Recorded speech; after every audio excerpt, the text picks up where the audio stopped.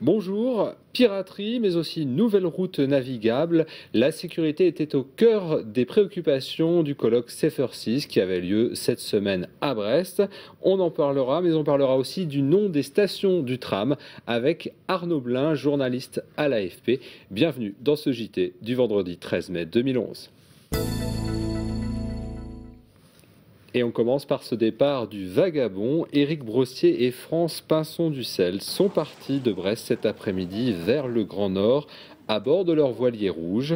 Direction le Groenland où ils vont se laisser prendre dans les glaces et faire de nouveaux relevés scientifiques. Le tournage d'un film est également prévu. C'est la 6e expédition polaire du couple finistérien depuis 2004. Arnaud, bonjour. Bonjour. Avant ce départ, Éric Brossier est intervenu ce jeudi au colloque Safer Seas.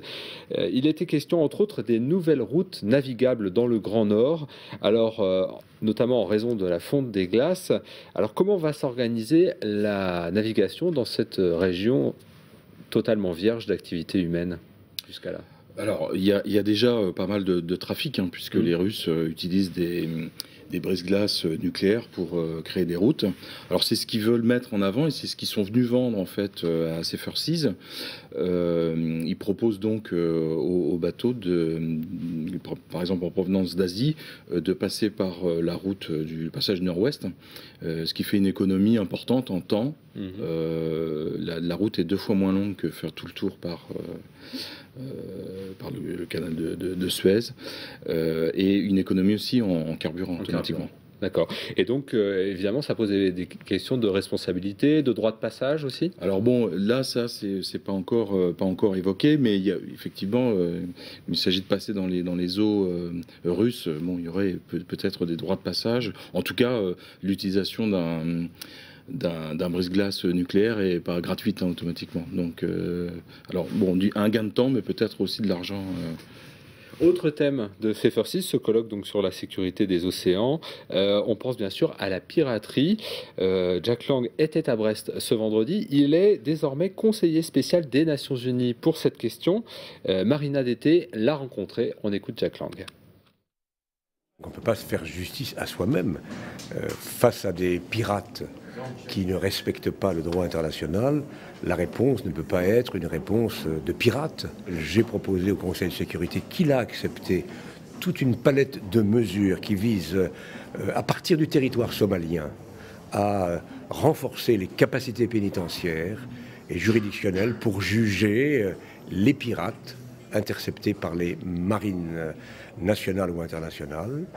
J'ai proposé aussi que, parallèlement, un effort soit fait pour le développement économique de ces régions du nord de la Somalie, pour offrir aux jeunes Somaliens une autre alternative que la piraterie, en particulier par le développement des pêches, de l'élevage, des ports. La piraterie, c'est grave, c'est très grave.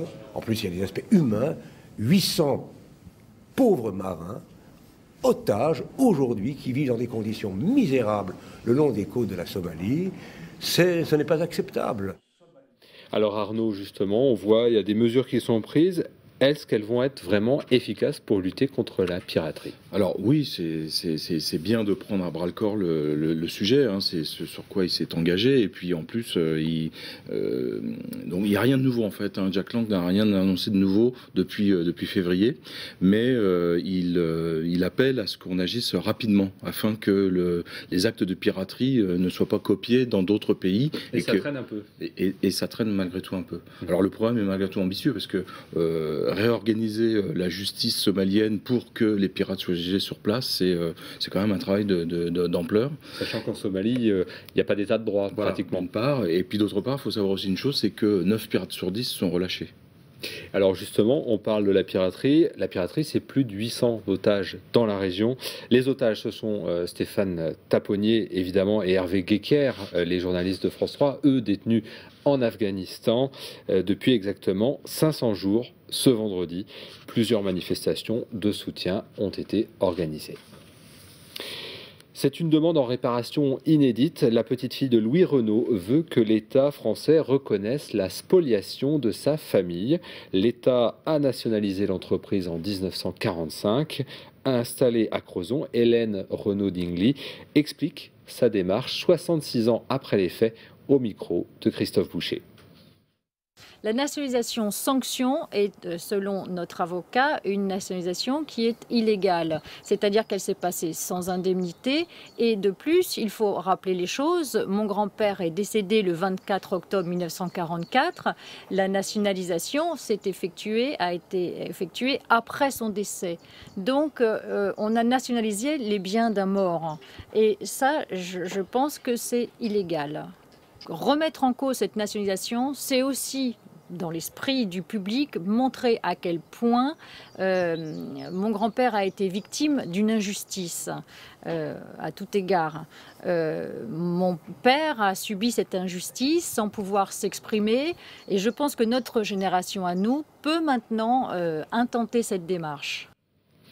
Ils sont plus habitués aux sommets enneigés qu'à l'écume des vagues et pourtant, les skieurs de l'équipe de France militaire ont dû se faire à l'air iodé cette semaine. Les 32 skieurs étaient accueillis pendant 2 jours à l'école navale à Lanvéoc-Poulmic. Au programme Activité nautique, Pauline Ferco les a suivis dans leur entraînement.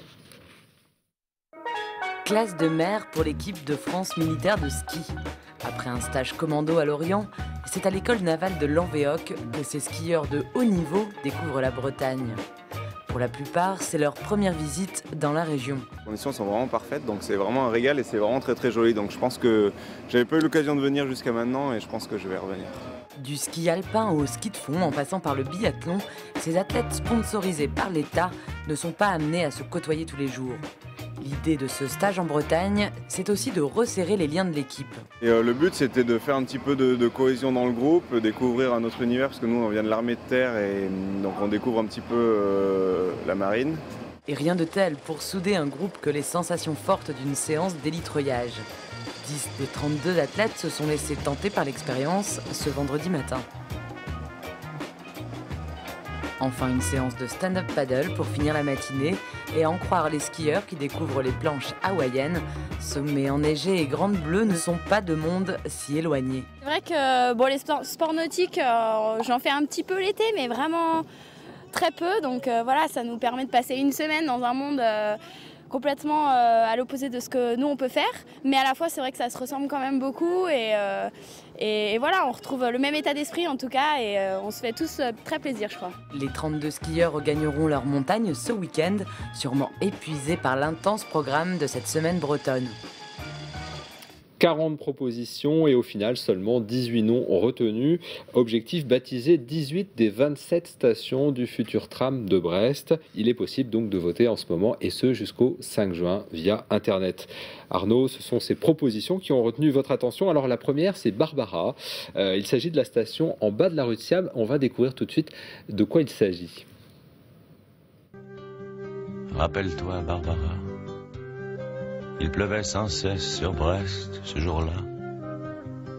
Et tu marchais souriante, épanouie, ravie, ruisselante. Voilà, Barbara, donc un texte de Prévert. Alors pourquoi la station ne s'appellerait-elle pas Prévert plutôt ? Barbara, c'est Brest. Prévert, Prévert aimait beaucoup Brest. Il était venu avant la guerre pour le tournage de Remorque. Et il est venu juste à la fin de la guerre en 1945 pour constater les dégâts sur Brest et révolté donc par cette vision de la ville complètement dévastée, totalement ruinée.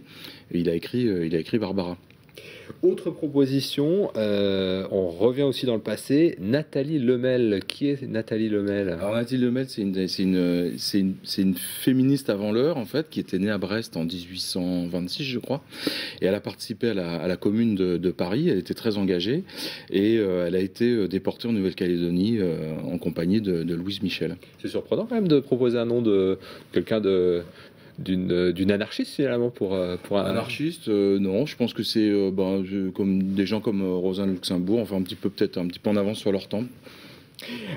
Autre proposition, panier fleuri. Alors là, c'est rigolo quand même. Ah là, c'est un petit peu plus croustillant. Panier fleuri, c'est le nom d'un petit bar qui était dans l'ouest de Brest, et en fait un autre bar qui avait des serveuses montantes portait le même nom à Toulon. Donc il y a une confusion entre les deux. Brest. Merci Arnaud pour le commentaire de cette actualité. On rappelle qu'on peut voter donc jusqu'au 5 juin sur le site qui s'affiche, donc letrambrest.fr, pour choisir ces noms de stations. Merci d'avoir suivi ce JT. On se retrouve lundi à 18h15 pour un nouveau point sur l'actualité. Bonne soirée à vous.